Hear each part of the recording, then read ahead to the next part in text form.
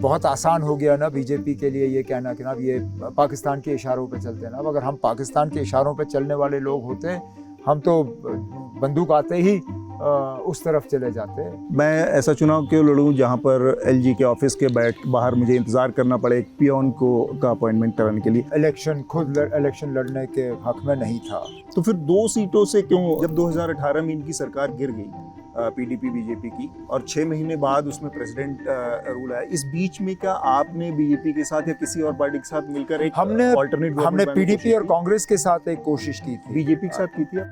Engineer Rashid की जो entry हुई है जिस तरीके से, उससे नेशनल कॉन्फ्रेंस के अंदर उमर अब्दुल्ला के अंदर किसी तरह की चिंता है? पार्लियामेंट इलेक्शन में हमने उन्हें इतना सीरियसली नहीं लिया जितना हमें लेना चाहिए था। उनके इलेक्शन कैंपेन का हमने कहीं पे भी जवाब नहीं दिया, मुकाबला नहीं किया। हमने उनको खुली छूट दी। कहीं पे भी उन्होंने जिन मुद्दों पे वोट मांगे, तो क्या इसी का खामियाजा भुगतना पड़ा? बीजेपी को इतने बड़े खतरे के तौर पर आप दिखा रहे हैं, और पलट के आपके ऊपर एक सवाल आता है कि आप तो खुद भी पास में रह चुके हैं बीजेपी के साथ, तो ये कैसे? हम वाजपेयी साहब वो शख्स हैं जिन्होंने श्रीनगर मुजफ्फराबाद का रास्ता खोल के यहाँ बस की सर्विस शुरू की। उसके अगर आप बरक्स देखें तो ये वो हुकूमत है जिसने इंसानियत, जमहूरियत, कश्मीरियत किसी चीज़ को जो है मौजूद नहीं रखा। जो 5 अगस्त को हुआ वो हम भूले नहीं। एक नया फ्रंट खुल गया टेररिज्म का, जो जम्मू कभी इस तरह की घटनाओं के लिए नहीं जाना जाता था। तो फ्रंट खुला है। ये भी हैरानी की बात है ना। 370 के बाद ये कहा जा रहा था खत्म हो जाएगा सब। हमले तो इनके दौर में शुरू हुए। जम्मू को हमने 2014 तक पूरी तरह से मिलिटेंसी से मुक्त किया था। इस तरह के हमले देखने को नहीं मिल रहे थे।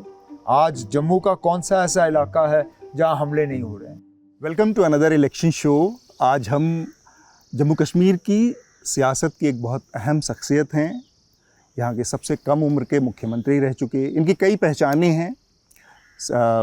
कैबिनेट मिनिस्टर भी कैबिनेट नहीं, केंद्र सरकार में मंत्री रह चुके हैं, मुख्यमंत्री रह चुके हैं। उमर अब्दुल्ला साहब हमारे साथ हैं। आपकी उम्मीदें क्या हैं इस इलेक्शन से? हमारी उम्मीद ये है कि सबसे बड़ी पार्टी उभर के हम आए, कांग्रेस के साथ मिलके हम वो मैजिक नंबर हाफ से थोड़ा ज़्यादा क्रॉस करना पड़ेगा, क्योंकि बीजेपी ने थोड़ी बहुत इसमें मैच फिक्सिंग की है। 5 सीटें जो हैं वो रिज़र्व कराई। पहले उन 5 को न्यूट्रलाइज करके फिर हमें आगे का देखना होगा। एक शक शुबा थोड़ा सा था शुरुआत में इलेक्शन को लेकर आपके मन में? मैं चाहता था कि पार्टी इलेक्शन लड़े, मैं पार्टी के कैंपेन को जो है संभालूं। आमतौर पे एक सवाल पूछा, कहा ना ठीक है आप इलेक्शन नहीं लड़ोगे, आप इस असेंबली को नहीं मानते हो, आप कहते हो कि ये असेंबली आपके लिए नहीं है, तो फिर आप किस मुंह से हमसे इस असेंबली के लिए वोट मांगोगे? अगर ये असेंबली आपके लिए ठीक नहीं है तो हमारे लिए ठीक कैसे है?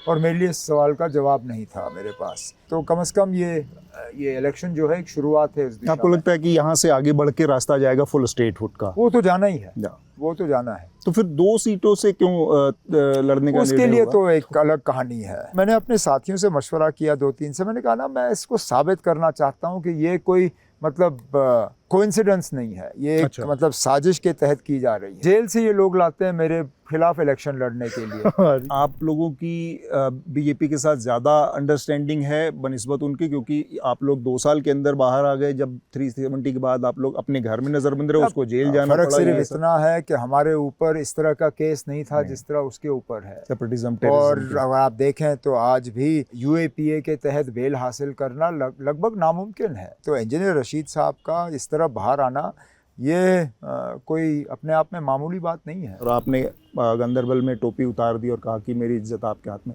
लोग मालिक हैं जी। मेरे दादा हमेशा कहते थे कि सरदारी आवाम का हक है, लोग फैसला करते हैं। अब हम उनके खादिम हैं।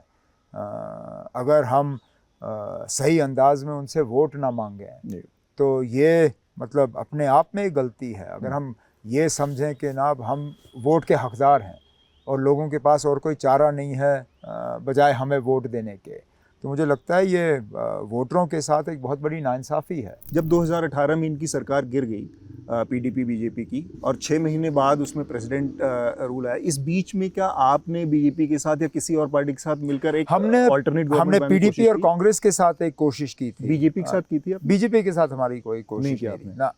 हमने पीडीपी और कांग्रेस के साथ अल्ताफ बुखारी को उस वक्त मुख्यमंत्री वज़ीर आला बनाने की कोशिश की, लेकिन आपको याद होगा सत्यपाल मलिक साहब गवर्नर थे और उनका अचानक फैक्स मशीन खराब गया हुआ था। हाँ, बस वही 1 घंटे के लिए फैक्स मशीन उनका ख़राब रहा। और कश्मीर की आवाम से को ये भरोसा दे सकते हैं कि कोई भी पोस्ट पोल सिनारियो जो बनेगा उसमें नेशनल कॉन्फ्रेंस किसी भी सूरत में बीजेपी के साथ नहीं जाएगी। पोस्ट पोल की ज़रूरत उनको पड़ती है जिन लोगों ने प्री पोल किया ना हो। हमने जानबूझ के कांग्रेस के साथ प्री पोल अलायंस किया है ताकि लोगों के दिलो दिमाग से हम ये शक व शुबा निकालें। आप बहुत साफगोई से बात करने के लिए जाने जाते हैं, आप ये क्यों नहीं कह रहे हैं कि बीजेपी के साथ हम कभी नहीं जाएंगे? एक तरफ एक बड़ा हिस्सा है नेशनल मीडिया का, मैं कहना चाहूँगा, जो बाकी देश के हिस्से में कोई भी इशू बनता है, जब कोई भी मुद्दा कश्मीर में उठता है, तो वो जो यहाँ की मेन स्ट्रीम पार्टियाँ, चाहे वो एनसी हो चाहे पीडीपी हो, उनको एक सर्टेन चश्मे से दिखाता है कि ये लोग सपोज एंटी इंडियन हैं। अगर हम वाकई में एंटी नेशनल पार्टी होते तो हमें यहाँ तकलीफ़ नहीं होती, और अगर हम नेशनलिस्ट पार्टी हैं, जो कि मैं मानता हूँ हम हैं, हमें फिर जब बाकी मुल्क में गालियाँ पड़ती हैं तो दुख होता है। दुख इस बात का मुझे अपने लिए नहीं, मुझे दुख उन परिवारों के लिए, उन ख़ानदानों के लिए होता है जिन्होंने इन 30-35 सालों में किसी को कुर्बान होते हुए देखा।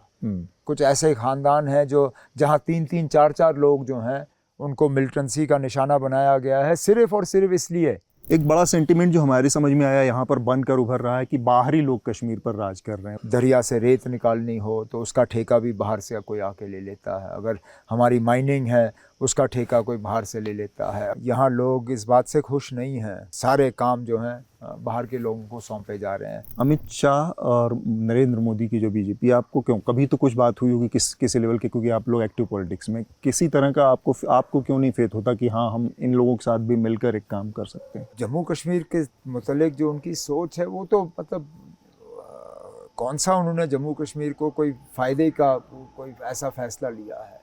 लेकिन पिछले 5 साल से बीजेपी ने यहाँ लोगों के साथ बात करने के लिए क्या किया ना। होम मिनिस्टर साहब, प्राइम मिनिस्टर साहब कहते हैं कि हम जी नेशनल कॉन्फ्रेंस या पीडीपी के ज़रिए नहीं, हम डायरेक्ट यहाँ के यूथ से बात करेंगे। कौन सा ऐसा यूथ है ना जो उनके पास पहुँचा?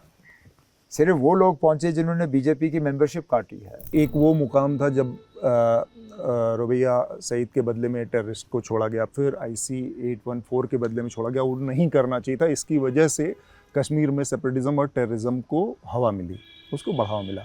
क्या ये पूरा सच है? पूरा सच मतलब